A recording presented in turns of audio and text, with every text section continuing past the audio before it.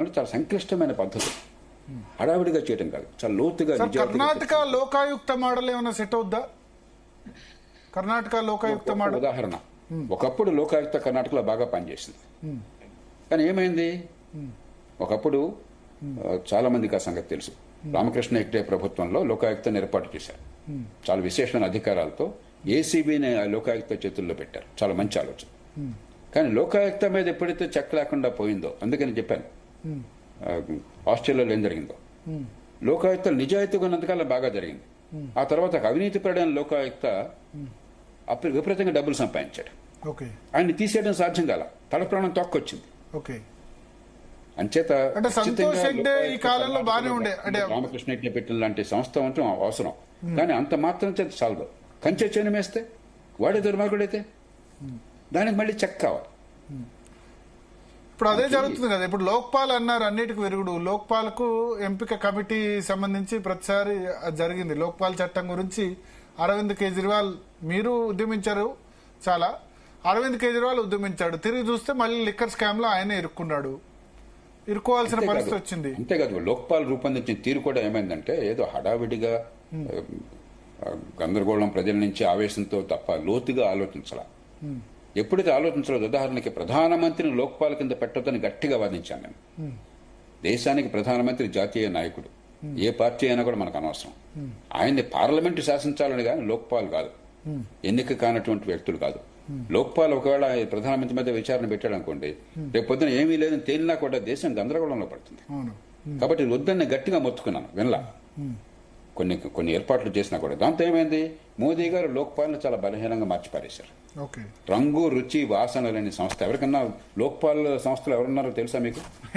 లేకుండా ఆ పేర్లు కూడా తెలియదు మనకి, ఎందుకంటే ఉన్నా లేకపోయినా ఉపయోగం లేదు.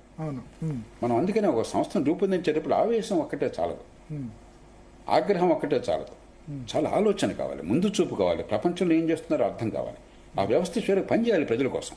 అంతే 2 రోజుల పాటు హడావిడి చేసి పేపర్లో పబ్లిసిటీ వచ్చేసి మన రోడ్ల మీదకి వచ్చి పెద్ద పెద్ద ప్రదర్శనలు చేసి పని అయిపోయింది అనుకుంటే పని అయిపోయినట్టు కాదు. ఫలితం వస్తే పని అయిపోయినట్టు. 2G స్పెక్ట్రంలో ఈ లక్షల మంది రోడ్ల మీద రావడం వల్ల మార్పు రాలా. సుప్రీంకోర్టులో ఎప్పుడైతే లోక్సత్తా వెళ్లి మీరు ఇక ముందు ఇలా స్పెక్ట్రమ్ అలొకేషన్ ఈ రకంగా జరగకుండా ఈ లైసెన్సులు క్యాన్సిల్ చేయనట్టు 122 లైసెన్సులు క్యాన్సిల్ అయినాయి. ఆ తర్వాత స్పెక్ట్రమ్ అలొకేషన్ లో కాంపిటేటివ్ బిడ్డింగ్ పారదర్శకంగా ఉండే ఏర్పాట్లు జరిగినాయి. దానిలో ఒక్క పైసా అవినీతి లేకుండా పోయింది. దానిలో పెద్ద ఆర్భాటం అక్కర్లా. కాబట్టి లోతుగా ఆలోచన చేయాలి తప్ప కోపము, ఆవేశము, కసి, పక్షపాతము ఇవన్నీ ఉపయోగం లేదు. సో ప్రధానమంత్రి మీద నిఘా లోక్పాల్ పరిధిలోకి తెచ్చేసరికి ప్రధానమంత్రి దాన్ని బలహీనం చేసేశారు.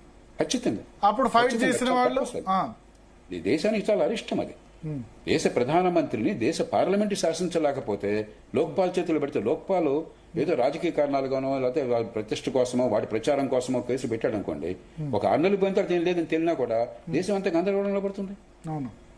ఆ మాట నేను రాతపూర్వకంగా ఆనాటి ప్రధానమంత్రి గారికి చెప్పాను, మన్మోహన్ సింగ్ గారికి. పరిపాలనా సంస్థల సంఘంలో భాగంగా ఆ నివేదిక రాస్తున్నప్పుడు నేను 6 పేజీలు రాశాను, ఎందుకు ప్రధానమంత్రి దానిలో ఉండకూడదని చెప్పాను. ఆయనకు స్వయంగా చెప్పాను. ఆయన అంటే మంచితరత మెంటాలిటీ, మీలాంటి నాలాంటి మెంటాలిటీ అయింది, చాలా నిజాయితీ పరుడు.